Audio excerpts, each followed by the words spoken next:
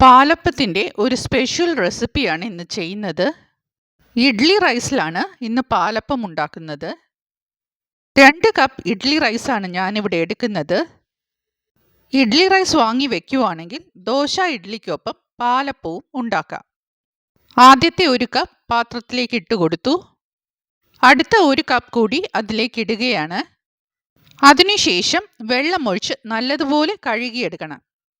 ഒരു 3 പ്രാവശ്യമെങ്കിലും വെള്ളം മാറ്റി കഴുകിയെടുക്കണം. അരി കഴുകിയെടുത്തു. ഇനി അത് വെള്ളമൊഴിച്ച് സോക്ക് ചെയ്ത് വെക്കണം. മിനിമം ഒരു 5 മണിക്കൂറെങ്കിലും അരി കുതിർക്കാൻ വെക്കണം.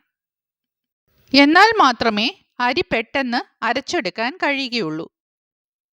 അടുത്തത് തേങ്ങാവെള്ളമാണ്. ഒരു 4 തേങ്ങ ഞാൻ പൊട്ടിച്ചിട്ടുണ്ട്, ഇത്രയും തേങ്ങാവെള്ളം കിട്ടാൻ. അരി മുഴുവനും അരച്ചെടുക്കുന്നത് ഈ തേങ്ങാവെള്ളത്തിലാണ്. തേങ്ങ ചിരകി ഫ്രീസറിൽ വെക്കുകയാണെങ്കിൽ സൗകര്യം പോലെ ആവശ്യത്തിന് എടുത്ത് ഉപയോഗിക്കാം. അതുകൊണ്ട് 4 തേങ്ങ പൊട്ടിച്ചു എന്ന് കരുതി വേസ്റ്റ് ആവുകയൊന്നും ഇല്ല. ഇനി ഈ തേങ്ങാവെള്ളം ഒന്ന് അരിച്ചെടുക്കണം. തേങ്ങാവെള്ളം ഒഴിക്കുന്നത് കൊണ്ട് കള്ളൊഴിക്കുന്നതിൻ്റെ ഒരു ഫ്ലേവറും ടേസ്റ്റും അപ്പത്തിന് കിട്ടും. അരി സോക്ക് ചെയ്യാൻ വെക്കുന്നതിനോടൊപ്പം തന്നെ തേങ്ങ പൊട്ടിച്ച് തേങ്ങാവെള്ളത്തിൽ പഞ്ചസാരയും ഇട്ട് മാറ്റിവെക്കണം. പഞ്ചസാര നല്ലതുപോലെ മിക്സ് ചെയ്ത് ചേർത്തതിന് ശേഷമാണ് അടച്ചു മാറ്റി വെക്കേണ്ടത്. 5 മണിക്കൂറിന് ശേഷം വെള്ളം ഡ്രെയിൻ ചെയ്ത് കളഞ്ഞിട്ട് അരി മാറ്റി വെച്ചിരിക്കുകയാണ്. ഇനി ഇത് അരച്ചെടുക്കാം. എല്ലാം കൂടി ഒറ്റയടിക്ക് അരയ്ക്കാതെ 2 ബാച്ചസ് ആയിട്ടാണ് അരച്ചെടുക്കുന്നത്. അരി ഇട്ട് കൊടുത്തതിന് ശേഷം ജാർ ഒന്ന് ഷേക്ക് ചെയ്ത് അരി ലെവൽ ചെയ്യണം. അതിനുശേഷം അരിയുടെ ലെവലിൽ തേങ്ങാവെള്ളം ഒഴിച്ചു കൊടുക്കണം. അരി ഒരുവിധം അരയുന്നത് വരെ സ്പീഡ് 1-ലാണ് അരയ്ക്കേണ്ടത്. സ്പീഡ് 2-ലേക്ക് പോകുമ്പോഴാണ് ജാർ ഹീറ്റ് ആകുന്നത്. അരയ്ക്കുന്നതിനിടയിൽ തേങ്ങാവെള്ളം കുറച്ചുകൂടി വേണമെന്ന് തോന്നിയാൽ ടേബിൾ സ്പൂണിൽ അളന്നാണ് ഒഴിച്ചു കൊടുക്കേണ്ടത്. എന്ന് പറഞ്ഞാൽ കുറേശ്ശെയായി തേങ്ങാവെള്ളം ചേർത്ത് അരച്ചെടുക്കണം.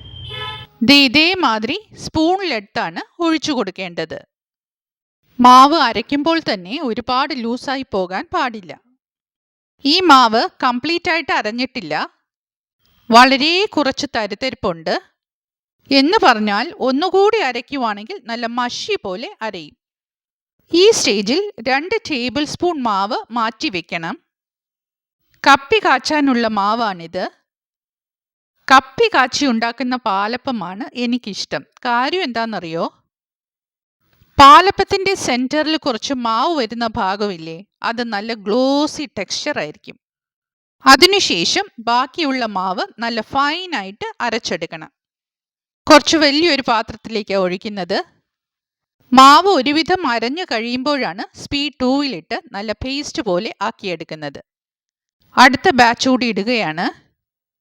ആദ്യം ചെയ്തതുപോലെ തന്നെ അരി ഒന്ന് ലെവൽ ചെയ്തതിന് ശേഷമാണ് തേങ്ങാവെള്ളം ഒഴിച്ചു കൊടുക്കേണ്ടത്. ഒരുപാട് വെള്ളം ആദ്യം തന്നെ ഒഴിച്ചു കൊടുക്കുകയാണെങ്കിൽ അരി അരയ്ക്കാൻ ബുദ്ധിമുട്ടാവും.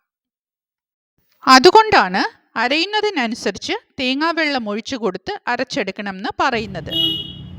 മാത്രമല്ല ഇടയ്ക്കിടയ്ക്ക് ഓപ്പൺ ചെയ്യുവാണെങ്കിൽ ജാറിൻ്റെ ചൂട് അത്രയും കുറയും. 2 കപ്പ് അരിക്ക് 1 കപ്പ് തേങ്ങയാണ് എടുത്തിരിക്കുന്നത്. അതിനോടൊപ്പം 3 ടേബിൾ സ്പൂൺ പഞ്ചസാര കൂടി ചേർക്കുകയാണ്. മധുരം ഓരോരുത്തരുടെ ചോയ്സ് അനുസരിച്ച് ചേർക്കാം. ഇതാണ് ഈ റെസിപ്പിയിലെ സ്പെഷ്യൽ ഇൻഗ്രീഡിയൻറ്റ്, പാളയൻകോടൻ പഴം. ഇത് മുഴുവനും ഒന്നും വേണ്ട, കുറച്ച് മതി. പക്ഷേ ഇത് ചേർക്കുവാണെങ്കിൽ നല്ലതുപോലെ ഫെർമെൻ്റ് ആകും. സാധാരണ പോലെ പഴത്തിൻ്റെ കുറച്ച് പോർഷൻ ഒന്ന് കട്ട് ചെയ്ത് കളയണം. അതിനുശേഷം ഏകദേശം പകുതിയോളം കട്ട് ചെയ്ത് ചേർക്കണം. ഇങ്ങനെ ഉണ്ടാക്കിയെന്ന് കരുതി അപ്പത്തിന് യാതൊരു ടേസ്റ്റ് ഡിഫറൻസും ഉണ്ടാവുകയില്ല. തേങ്ങയുടെയും പഴത്തിൻ്റെയും ഒക്കെ ലെവൽ നോക്കി വെള്ളം ഒഴിച്ചു കൊടുക്കണം. കൂടാതെ ഒരു 5 ചെറിയ ഐസ് ക്യൂബ്സ് കൂടി ഞാൻ അതിലേക്ക് ഇട്ട് കൊടുക്കുന്നുണ്ട്. നല്ല മഷി പോലെ അരച്ചെടുക്കാം. അതിനുശേഷം നേരത്തെ അരച്ചു വെച്ചിരിക്കുന്ന മാവിലേക്ക് ഇതുകൂടി ഒഴിച്ചു കൊടുക്കാം. ഇനി കപ്പി കാച്ചി എടുക്കണം.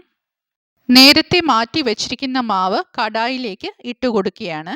അതിനുശേഷം ഒരു 1.25 കപ്പ് വെള്ളം അതിലേക്ക് ഒഴിക്കണം. 1/4 കപ്പ് വെള്ളം മാവെടുത്ത ബോളിലേക്ക് ഒഴിച്ച് കലക്കുവാണെങ്കിൽ അത്രയും മാവ് നഷ്ടം വരില്ല. നല്ലതുപോലെ കലക്കി അതിലേക്ക് ഒഴിച്ചു കൊടുക്കാം. ഇത്രയും ചെയ്തതിന് ശേഷം മാത്രമേ ഫ്ലെയിം ഓൺ ചെയ്ത് കൊടുക്കാൻ പാടുള്ളൂ. ലോ ഫ്ലെയിമിലായിരിക്കണം ഇത് കുറുക്കിയെടുക്കേണ്ടത്. ഇത് പ്രത്യേകം ശ്രദ്ധിക്കാനുള്ള ഒരു കാര്യമാണ്. ഹൈ ഫ്ലെയിമിൽ വേഗം കുറുക്കിയെടുക്കാൻ നോക്കിയാൽ മാവ് വേകുകയില്ല. ഈ കൺസിസ്റ്റൻസിയിലാണ് ഇത് കുറുക്കിയെടുക്കേണ്ടത്. ഫ്ലെയിം ഓഫ് ചെയ്യാം.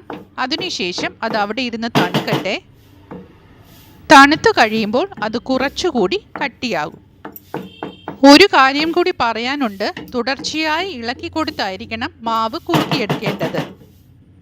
തണുത്തു കഴിഞ്ഞാൽ നേരത്തെ അരച്ചു വച്ചിരിക്കുന്ന മാവിലേക്ക് കപ്പി കാച്ചിയത് ചേർക്കണം. ഇപ്പോൾ തന്നെ ഉപ്പ് ചേർക്കാവുന്നതാണ്. സോഡാപ്പൊടിയും ഈസ്റ്റും ചേർക്കുന്നതിന് പകരമാണ് ഇവിടെ പഴം ചേർക്കുന്നത്. ഇനി ഈ മാവ് വലിയ ജാറിലേക്ക് മാറ്റി 3 പ്രാവശ്യം പൾസ് ചെയ്തെടുക്കണം. എല്ലാം നല്ലതുപോലെ ബ്ലെൻഡ് ആകാൻ വേണ്ടിയാണ് ഇങ്ങനെ ചെയ്യുന്നത്. അതുകൂടാതെ കൈകൊണ്ട് നല്ലതുപോലെ മിക്സ് ചെയ്തെടുക്കുകയും വേണം. കൈയുടെ ടെമ്പറേച്ചർ കൂടി ഫെർമെൻറ്റേഷന് ആവശ്യമുണ്ട്. പഴം ചേർക്കുന്നത് കൊണ്ട് ഒരു പ്രശ്നവുമില്ല കേട്ടോ. നിങ്ങളൊന്ന് ഉണ്ടാക്കി നോക്കണം, അപ്പോൾ മനസ്സിലാകും. പഴം ചേർത്തിട്ടുണ്ടെന്ന് നമ്മൾ പറഞ്ഞാലേ കഴിക്കുന്നവർ പോലും അറിയുകയുള്ളൂ. ഇനി അത് അടച്ചു വയ്ക്കാം. ചെറുതായി ഓപ്പൺ ചെയ്തിരിക്കുന്ന രീതിയിൽ അടയ്ക്കണം. അല്ലെങ്കിൽ ഇതേമാതിരി ഹോൾസ് ഉള്ള ഒരു അടപ്പ് വെച്ച് അടയ്ക്കണം. ഫെർമെൻറ്റേഷന് എയർ സർക്കുലേഷൻ ആവശ്യമുണ്ട്.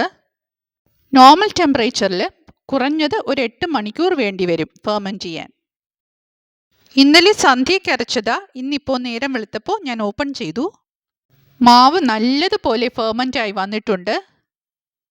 മാവിൻ്റെ ടെക്സ്ചർ കണ്ടോ? നല്ലതുപോലെ ഒന്ന് ഇളക്കിയെടുക്കാം. മാവ് നല്ല പെർഫെക്റ്റായി ഉണ്ടാക്കിയെടുക്കുവാണെങ്കിൽ ഇതുപോലെ ഇളക്കി കൊടുത്തു എന്ന് കരുതി അപ്പം മോശമാവുമൊന്നുമില്ല കേട്ടോ. മാവ് കുറച്ചുകൂടി ലൂസാവാനുണ്ട്. അതുകൊണ്ട് ഞാൻ തേങ്ങാപ്പാല ഒഴിച്ചു കൊടുക്കുന്നത്. വെള്ളം ഒഴിച്ചു കൊടുത്താലും മതി. പാലപ്പത്തിന് കുറച്ചുകൂടി മാവ് ലൂസാവണം. തേങ്ങാപ്പാൽ ഒഴിക്കുവാണെങ്കിൽ കുറച്ചുകൂടി ടേസ്റ്റ് ഉണ്ടാവും.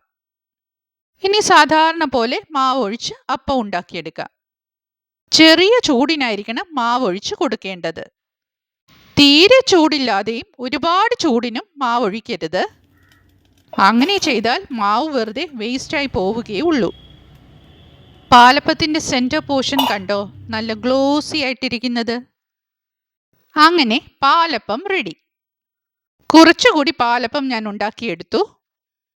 ഈ വീഡിയോ ഇഷ്ടമായിട്ടുണ്ടെങ്കിൽ ലൈക്ക് ചെയ്ത്, സബ്സ്ക്രൈബ് ചെയ്ത്, ഷെയർ ചെയ്ത് സപ്പോർട്ട് ചെയ്യണം കേട്ടോ. Thank you.